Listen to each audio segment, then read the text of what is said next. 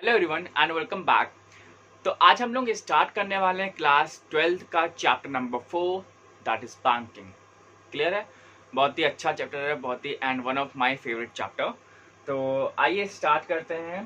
Start करने से पहले मैं आप लोग को ये बता दूं कि बैंकिंग की सिर्फ एक सिंगल वीडियो है। ये जो आप देख रहे हैं इसका कोई भी पार्ट नहीं है। तो एक्चुअली में चैप्टर छोटा है तो इसलिए मैं इसको पूरा एक ही वीडियो में कवर अप कर दूंगा। क्लियर है? और बहुत आराम से करूंगा, जल्दीबाजी की कोई भी बात नहीं है। क्लियर है?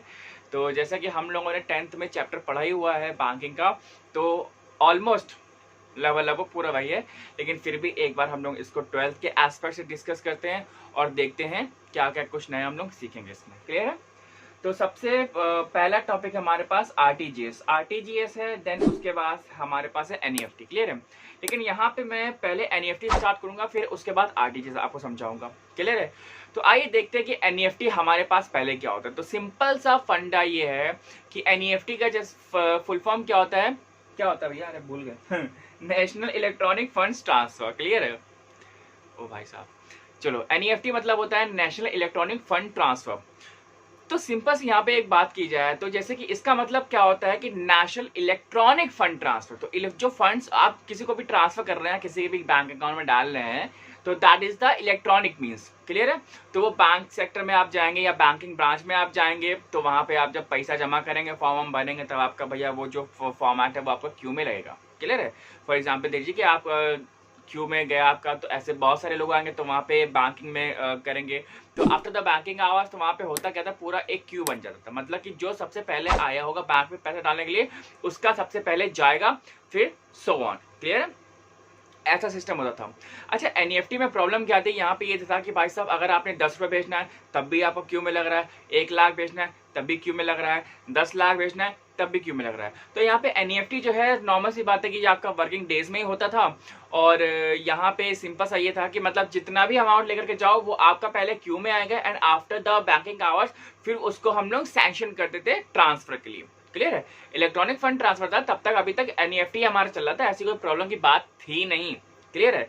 तो यहाँ पे हुआ क्या कि भाई साहब यहाँ पे थोड़ा टाइम भी लग जाता था और टाइम लगने के बाद फिर वो आपका पैसा पहुंच जाता था। क्लियर है? तो जब बैंकिंग सेक्टर ने ये देखा कि 10,000 वाला भी लाइन में लग रहा है, 2 लाख वाला भी लाइन में लग रहा है और 10 लाख वाला भी लाइन में लग रहा है, तो इसका फायदा क्या है? तो यहाँ पे सिंपल यहाँ पे ये हुआ कि इसका मतलब ये समझा गया कि जब यहाँ पे हम लोग सिर्फ 2 लाख की लिमिट रखते हैं, अगर यहाँ पे 2 लाख से किसी का पैसा ज्यादा, कोई अगर ट्रांसफर किसी कर रहा है, कहीं पे पैसा लगाना चाह रहा है, किसी को देना चाह रहा है, तो यहाँ पे उसके लिए अबव 2 लाख आप इसको आरटीजीएस कर दो। आरटीजीएस क्या होता है? Real time gross settlement. Clear है? तो यहाँ पे अब क्या था कि अब आप अगर एक रुपए से लेकर के अगर आप 2 लाख रुपए तक करते हो तो वो आपका एनईएफटी रहता है, वहां पे वो क्यू में लगेगा। लेकिन अगर 2 लाख के अबव का ट्रांजेक्शन आप कर रहे हो तो फिर वहां पे आपके पास आरटीजीएस लगेगा। क्लियर है? तो आरटीजीएस 2 लाख के ऊपर, तो यहाँ पे आरटीजीएस में मिनिमम वैल्यू ही आपकी 2 लाख रुपए थी। क्लियर है? समझ में आया? तो पहले हमारे पास एनईएफटी था और फिर उसके बाद हमारे पास आया आरटीजीएस। ठीक है? तो आरटीजीएस पहले लोग ज्यादा फैमिलियर नहीं थे कि एक्चुअली में होता क्या आरटीजीएस। अच्छा, लोग ना पहले इन सब चीजों से थोड़ा डरते भी थे कि 2000 की बात है, 2003-4 की बात है, ये जब जो इलेक्ट्रॉनिक सिस्टम जब चालू हुआ तो हम लोग बहुत डरते थे। यार इंडियन टेंडेंसी, यार इंसान डरेगा ही डरेगा। क्लियर है? अगर कोई चीज आपको फ्री में दे रहा हो तो भैया पता नहीं खाएं कि ना खाएं, कुछ मिलाया तो नहीं है इसने, हो सकता है ना? तो यहाँ पे वही चीजें थी। तो हम लोग ये इलेक्ट्रॉनिक का मामला था, तो यहाँ पे सिंपल यही हुआ कि तो हमारा एनईएफटी था, उसके बाद हमारा आरटीजीएस आया। तो आरटीजीएस करने का मतलब हमारा उद्देश्य यही था कि अगर जिसको 2 लाख से ज्यादा का अमाउंट करना है तो उसको वेट नहीं कराना। ठीक है? उसका जो पैसा है तुरंत ट्रांसफर कर दो, तो वहां पे आपका आरटीजीएस। क्लियर है? आई होप कि एनईएफटी और आरटीजीएस में अच्छे समझ में आया होगा क्या है। तो आइए जरा देखते हैं कि एनईएफटी में डेफिनेशन क्या क्या है। क्लियर है? क्या क्या है मतलब क्या है? NEFT is a country-wide system by which an individual, firm or company can electronically transfer funds from any bank branch to any other individual, firm or companies having an account with any other bank branch in the country. Clear? एक जगह से आप दूसरी जगह पैसा बहुत आराम से भेज सकते हैं NEFT। क्लियर? तो यहाँ पे ये है, इसके बहुत सारे कुछ फीचर्स भी हैं, ये हमने आपको थोड़ा शॉर्ट टर्म में बता दिया। बस हाँ ये है कि अगर आपका बैंक अकाउंट पर्सनल नहीं तो आप एनईएफटी में अराउंड 50,000 तक ही कर सकते हैं, ठीक है, ऐसा करके। आरटीजीएस हम लोग देखते हैं क्या आरटीजीएस की डेफिनेशन क्या है कि it is a fund transfer system which under which transfer of funds takes place from one bank to another on the real time and gross basis। मतलब रियल टाइम, जब आपने लगाया तुरंत ही वहां पे चलेगा, इसमें कोई भी वेटिंग पीरियड नहीं है आरटीजीएस में, लेकिन एनईएफटी में वेटिंग पीरियड है। Clear? As I told you कि एनईएफटी में क्यू में लगता है, फिर उसके बाद वो पूरा प्रोसेसिंग होता है। क्लियर है? ठीक है। तो real time means there is the no waiting period, the transaction is settled as soon as it is processed. Gross settlement means the transaction is made on one-to-one basis without bunching with any other transaction. It is more instant settlement system used mainly for the high volume period. Clear है? तो normal इसका जो minimum value है 2 लाख रुपए है, फिर maximum आप इसका कोई एंडिंग नहीं है। क्लियर है?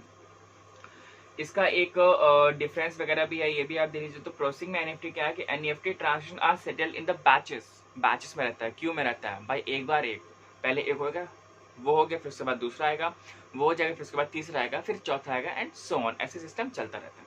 क्लियर है? RTGS transactions are processed individually and continuously. No minimum value, NEFT में कोई भी मिनिमम वैल्यू नहीं है, और आरटीजीएस में minimum value is the 2 lakh rupees. तो आरटीजीएस में आपको मिनिमम 2 लाख रुपए वैल्यू रखनी ही पड़ेगी अगर आपने आरटीजीएस कराना है तो। 6 times on a weekends and their times on the Saturday and no limit on the number of transfer during the day. Clear है? तो एनईएफटी में थोड़ी सी लिमिटेशंस होती है अराउंड, एंड आरटीजीएस में कोई भी लिमिटेशंस नहीं होती। क्लियर है? तो आई थिंक कि एनईएफटी और आरटीजीएस आपको बढ़िया से समझ में आया होगा। नेक्स्ट टॉपिक है हमारे पास इलेक्ट्रॉनिक बैंकिंग। क्लियर है? जिसको हम लोग ई बैंकिंग भी बोलते हैं। तो सिंपल सा मतलब क्या है कि ऐसा कोई भी बैंकिंग सिस्टम जो कि हम लोग ओवर द इंटरनेट कर लें, अपने पीसी से ही, अपने मोबाइल फोन से कर लें, तो उसको हम लोग सिंपल इलेक्ट्रॉनिक बैंकिंग बोलते हैं। क्लियर है? तो आइए देखते हैं कि क्या क्या इसके पॉइंट्स हैं। अच्छा, कुछ इसके एडवांटेज और डिसएडवांटेज भी हैं। ठीक है, जरा एडवांटेज देख लीजिए क्या है कि customer gets the 24 hours and 365 days a week services, and customer can make the permitted transactions from residence or office, and even while traveling they need not to go to the bank। Office से भी कर सकते हैं, घर से भी कर सकते हैं, बेडरूम से कर सकते हैं, इवन वॉशरूम से भी कर सकते हैं। क्लियर है? जहां पे भी आप हो, आप वहां से आराम से ट्रांजेक्शन कर सकते हो। क्लियर है? इसके डिसएडवांटेज क्या है कि the bank and its clients have to invest money in e banking technology. करनी पड़ेगी, ठीक है। ई बैंकिंग टेक्नोलॉजी जो भी आएगी हमारे पास, हमें उसको अपडेट करना पड़ेगा, and as the requirement of the consumers, कि अगर कंज्यूमर्स ज़्यादा आ जाते हैं तब हमें अपना सॉफ्टवेयर ऐसा रखना पड़ेगा, सिक्योर भी रखना पड़ेगा, जहाँ से कोई ऐसा ना हो कि कोई हाईजैक ही कर ले हमारा, ठीक है, और हैक कर ले, और फिर वहाँ से ऐसे हमारे जो साइबर क्राइम्स होते हैं वो भी बढ़ जाते हैं। क्लियर है? Training in technology is needed for both. Bank sector को भी टेक्नोलॉजी की ट्रेनिंग चाहिए होती है, और जो कंज्यूमर है, जो कस्टमर है, हमें उसके भी मतलब चाहिए होता है। क्लियर है? अब इसमें जो पहला पॉइंट है हमारे पास आता है EFTS, electronic fund transfer system. Clear है? आइए जरा देखते हैं ये क्या है। Under this system, money can be transferred from the one account to another account. For example, a bank transfer wages with the salaries directly from the company's account to the account of the employee of the company. This service saves both the employer and the employees from the inconvenience and risk of the handling large amount of cash. ठीक है? जैसे आपके father होंगे, आपकी mother होंगी, तो simple होता क्या है कि उनके बैंक अकाउंट में ही सैलरी आती है। तो इलेक्ट्रॉनिक फंड ट्रांसफर सिस्टम मतलब क्या होता है? सिस्टम आसान है कि भाई साहब कंपनी ने एक क्लिक किया और उसके 1000 एम्प्लॉयज के अकाउंट में सैलरी एक क्लिक में चलेगी। ऐसा क्या होता है? यही पूरा सिस्टम है। अब वहां पे हम लोग लाइन लगा के तो नहीं खड़े होते ना कि हाँ भैया मैं दीनानाथ चौहान हूँ और जहां से मैं खड़ा होता हूँ लाइन वहीं से शुरू हो जाती है। तो वहां अब दीनानाथ चौहान का टाइम गया भाई साहब। ठीक है? अब ये ई बैंकिंग का सिस्टम है। क्लियर है? तो वहां पे अब किसी को दिहाड़ी लेना तो अच्छा लगता नहीं है। एमएनसी में काम कर रहे, खड़े कहाँ हैं? लाइन में खड़े हैं दिहाड़ी लेने के लिए। तो वो चीज़ें नहीं होती है। तो वहाँ पे कंपनी सिर्फ एक क्लिक करती है, HR क्लिक करता है या कोई भी क्लिक करता है, वहाँ से सारे जो एम्प्लॉयज होते हैं उनके अकाउंट में सैलरी टन से गिर जाती है। क्लियर है? अच्छा, यहाँ पे डायरेक्ट क्रेडिट भी हो जाता है और डायरेक्ट डेबिट भी हो जाता है आराम से। क्रेडिट और डेबिट की फैसिलिटीज भी होती है, जैसे आप कभी आप क्रेडिट करते हैं, किसी को पैसे देने होते हैं तो तुरंत एक ही क्लिक में चला जाता है, या अगर आपके अकाउंट से कोई EMI कट रही होती है या किसी का कुछ पैसा कटना होता है वो भी आराम से एक ही क्लिक में चला जाता है। क्लियर है? तो वो आराम से ऑटोमेटिकली वहाँ पे सिस्टम बन जाता है। क्लियर है? नेक्स्ट हमारे पास आता है पॉइंट है ATM। ओ भाई साहब, ऑटोमेटिक टेलर मशीन। क्लियर है? तो यहाँ पे ATM तो बहुत ही ज्यादा ही फैमिली वर्ड है, ठीक है। आपके पास you must have been the debit card, you should get the debit card from the bank. अगर आपका बैंक में अकाउंट है फिर आप वहाँ से अपना डेबिट कार्ड इशू करवाइए, फिर आप वहाँ से कोई भी कहीं किसी भी ATM से आप पैसे निकाल सकते हो अगर आपके अकाउंट में पैसा है तो। क्लियर? तो ATM का ये सिस्टम रहता है, तो आप वहाँ पे आराम से डेबिट कर सकते हो। क्लियर है?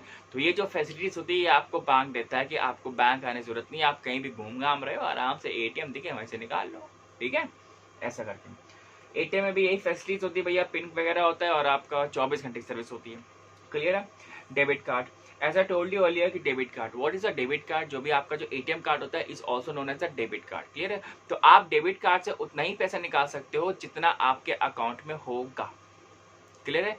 आप बियॉन्ड दैट अमाउंट नहीं निकाल सकते। क्लियर है? डेबिट कार्ड के लिए आपके अकाउंट में पैसा होना बहुत जरूरी होता है, उसमें पिन होता है और इसकी जो डिटेल्स होती है डेबिट कार्ड की किसी से भी शेयर नहीं की जानी चाहिए, चाहे कोई भी हो। क्लियर है? बैंक कभी भी आपकी डेबिट कार्ड की डिटेल्स नहीं मांगता है, तो प्लीज इसका विशेष ध्यान रखें। क्लियर है? नेक्स्ट हम लोग आते हैं क्रेडिट कार्ड पे। तो क्रेडिट कार्ड भाई साहब क्या होता है? ये अलग अलग बैंकिंग सर्विसेज होती हैं, ये क्रेडिट कार्ड की फैसिलिटीज आपको देती हैं। तो यहाँ पे सिस्टम एक्चुअली में क्या होता है कि जो क्रेडिट कार्ड होता है, कंपनी जो होती है वो आपके बिहाफ में वो पे करती है। कोई भी आप गुड्स या सर्विसेज लेते हो तो वो आपके बिहाफ में पे करती है, and they have been given a fixed amount of time, 30 days, 40 days, 45 days, तो जितना भी वो टाइम देती हैं, अगर आप उनको उतने टाइम तक में पीरियड में आप पेमेंट कर देते हो तो ठीक है, वरना फिर वो आप कुछ इंटरेस्ट भी चार्ज करते हैं। क्लियर है? तो क्रेडिट कार्ड में ये फैसिलिटीज होती हैं कि आप आपको उसमें अकाउंट में पैसा रखने की जरूरत नहीं होती। क्लियर है? आपका जो भी प्रोडक्ट लेते हो वो आपको कंपनी पे करती है उसका। क्लियर है? और फिर आप at the end of the month आप कंपनी को पे कर दो, जितना भी पैसा टोटल होता है वो आप पे कर दो। क्लियर है? तो क्रेडिट कार्ड की भी जो फैसिलिटीज हैं वो भी बहुत अच्छी होती हैं अगर आप क्रेडिट कार्ड बहुत ही एफिशिएंटली और अच्छे से यूज करना जानते हो तो। क्लियर है? ऐसा। नेक्स्ट आता है हमारे पास टेली बैंकिंग। देखो भैया, under the system the personal computer of a customer is linked by the telephone to the bank's computer. The customer can get the information about the balance in his account and last transaction on the telephone. ठीक है? कभी भी आप अपने account में पैसा डालते हो या पैसा निकाल ले हो तो आराम से खट्टे से एक मैसेज आपके फोन में आता है। क्लियर है? तो वही उसी को हम लोग बोलते हैं टेली बैंकिंग। जो बैंक होता है आपके अकाउंट में एक मैसेज ड्रॉप कर रहा है कि भाई साहब आपने इतना पैसा निकाला है या किसी ने आपके अकाउंट में पैसा डाला है। क्लियर? ठीक है? नेक्स्ट आते हैं हम लोग CBS मतलब क्या होता है? कोर बैंकिंग सोल्यूशन या सिस्टम। क्लियर है? CBS का फंडा ये होता है कि आजकल के जितने भी बैंक हैं वो ऑलमोस्ट 99% बैंक CBS बैंकिंग हो गए हैं। ठीक है? CBS बैंकिंग मतलब क्या होता है कि अगर आपका फॉर एग्जाम्पल कि HDFC अकाउंट में बैंक है या SBI में HDFC बैंक में आपका अकाउंट है या SBI में आपका अकाउंट है। क्लियर है? तो अगर आपका SBI में अकाउंट है तो आप पूरे इंडिया में किसी भी SBI के ब्रांच से पैसा डाल सकते हो और किसी भी SBI के ब्रांच से पैसा निकाल सकते हो। So this is known as the CBS banking. तो मतलब आपका उस बैंक में अकाउंट भर बस होना चाहिए। अगर कोटक में है या HDFC में है या एक्सिस बैंक में है तो इसका मतलब क्या हुआ कि इंडिया के मतलब आप जम्मू कश्मीर से लेकर के कन्याकुमारी तक जितने भी एक्सिस बैंक के ब्रांचेस हैं आप वहां पे पैसा डाल सकते हैं और किसी भी ब्रांच से आप इंडिया के किसी भी ब्रांच से आप पैसा निकाल सकते हैं। तो this is the CBS banking facilities which bank use to give to its customers. Clear है? अब वो जमाना गया कि भाई साहब जिस अकाउंट जहां पे आपका अकाउंट है वहीं से पैसा निकलेगा, वो चीज नहीं है। क्लियर है? तो this is the advantage of the CBS banking. Okay, next हम लोग आते हैं मोबाइल बैंकिंग में। मोबाइल बैंकिंग क्या है? सिंपल सी वही चीजें हैं कि mobile banking means banking transaction through the mobile phones. Mobile banking is taken of in the India. ठीक है? तो मोबाइल फोन से जो भी हम लोग ट्रांजेक्शन करते हैं, गूगल पे आप ले सकते हैं, बहुत बढ़िया एग्जाम्पल है, भीम यूपीआई ले सकते हैं। तो ये जो चीज़ें होती हैं आपकी क्या मोबाइल बैंकिंग में ही आती हैं। तो इसमें आप आराम से बैंकिंग कर सकते हैं, बहुत ही एफिशिएंटली बैंकिंग कर सकते हैं और सिक्योर भी रहता है। क्लियर है? बस ये है कि हाँ, आप ध्यान से देखिए कि कौन सा एप्लीकेशन अच्छा है तो आप उसी को ही थोड़ा सा करिए। क्लियर है? अब तो बैंक जो होते हैं वो अपने खुद के एप्लीकेशन साथ आ गए, तो कोशिश आप यही करिए कि फ्रॉड से बचने के लिए आप बैंक के खुद का जो पर्सनल ऐप है आप वो जरूर इस्तेमाल करिए। क्लियर है? अगर SBI यूज करते हो तो SBI का योनो आता है, कोटक का खुद का एक ऐप आता है, HDFC का भी ऐप आता है, एक्सिस का भी ऐप आता है। तो कोई भी आप बैंक लीजिए, PNB ले लीजिए, आप यूको बैंक ले लीजिए, आप इलाहाबाद बैंक ले लीजिए, अगर कोई भी आप बैंक में किसी का भी आपका अकाउंट है तो हर एक बैंक का खुद का एक एप्लीकेशन है। तो अब कोशिश यही करिए कि आप वही एप्लीकेशन ही यूज करिए ट्रांजेक्शन के लिए। क्लियर है? नेक्स्ट हमारे पास SMS अलर्ट्स। क्लियर है? तो under this service our customer gives his or her mobile number, the bank record the mobile number in his computer system in the customer account and whosoever was the whatever the message bank want to circulate it then he or she will circulate it। Clear है? तो bank, मुझे नहीं मालूम bank ही है या she है, बस ये है कि हाँ भाई साहब आपके उसमें अकाउंट में मैसेज आ जाएगा। क्लियर है? तो आई होप कि अभी तक आपको अच्छे समझ में आया होगा क्या है कैसे करके। नेक्स्ट पॉइंट है हमारे पास, that is the bank draft. Okay, तो बैंक ड्राफ्ट का मतलब क्या होता है कि a bank draft is a type of a check drawn from a bank either on its own branch or another bank in favor of a third party. It is payable to a person named it to his order। ठीक है? It is always payable on demand and therefore also known as the demand draft। Clear है? तो demand draft का मतलब क्या होता है? Normal सी बात है, जैसा कि आप फॉर्मेट, अलग अलग बैंक का अलग अलग फॉर्मेट होता है। तो सिंपल सी बात ये होती है कि अगर आपको किसी को पे करना पड़ता है, जैसे हम लोग नहीं चेक भरते हैं, तो उसी प्रकार से हमारा एक डिमांड ड्राफ्ट भी होता है। तो डिमांड ड्राफ्ट का मतलब क्या होता है कि आप जो सामने जिसको भी आपको पैसा देना है तो आपने उसके नाम पे DD बनवा दी, डिमांड ड्राफ्ट DD बनवा के उसका पूरा नाम मेंशन है उसके ऊपर, और आपने उसको पैसा देने के बजाय बस वो आपने DD दे दी उसको। क्लियर है? इससे फायदा ये रहता है कि DD जो होता है आप उसको सिर्फ DD देते हो, that is only a piece of a paper. Clear है? आप कैश नहीं लेकर के जा रहे हो। क्लियर है? तो अब वो कैश आप बच जाते हो, मतलब कि हो सकता है कोई चोरी कर ले, बैंक में कोई आपको तड़े हो, निकाल ले हो। ठीक है? तो ये आप कैश आप कैश कैरी करने से बच जाते हो, और प्लस पॉइंट ये होता है कि आपका पैसा भी बहुत सिक्योरली थर्ड पार्टी के पास में चला जाता है। जब भी आप कॉलेज वगैरह में आओगे या कहीं भी आप पढ़ाई करोगे, हायर एजुकेशन करोगे, तो वहाँ पे अल्टीमेटली वहाँ पे पैसा नहीं लेते हैं, फीस नहीं लेते, वहाँ पे सिर्फ मांगते हैं कि हाँ भैया इतने की आप DD बना के दे दीजिए।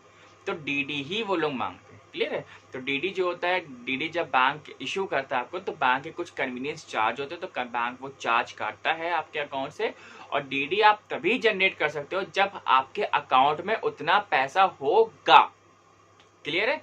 जब आपके अकाउंट में उतना पैसा होगा तभी बैंक आपको DD जनरेट करेगा। अगर आपके बैंक अकाउंट में पैसा नहीं तो DD जनरेट नहीं हो सकती। क्लियर है? तो आई होप कि बैंकिंग चैप्टर पूरा आपको अच्छे समझ में आया होगा। क्लियर है? और बाकी जो भी फीचर्स वगैरह है वो आप देख लीजिए कैसे क्या है। तो बैंकिंग अच्छे से समझ में आया होगा। एंड अगर आपको ऐसा कुछ लगता है कि जो समझ में नहीं आया तो प्लीज़ मेरे को थोड़ा सा मैसेज करिए कैसे क्या है करके, फिर मैं उसको फिगर आउट करता हूँ। क्लियर है? तो मिलते हैं नेक्स्ट वीडियो में मैनेजमेंट। इसके बाद अब पूरा हम लोग खत्म, अब हम लोग का पूरा आएगा मैनेजमेंट। क्लियर है? तो उसमें मिलते हैं। क्लियर है? Till then bye bye.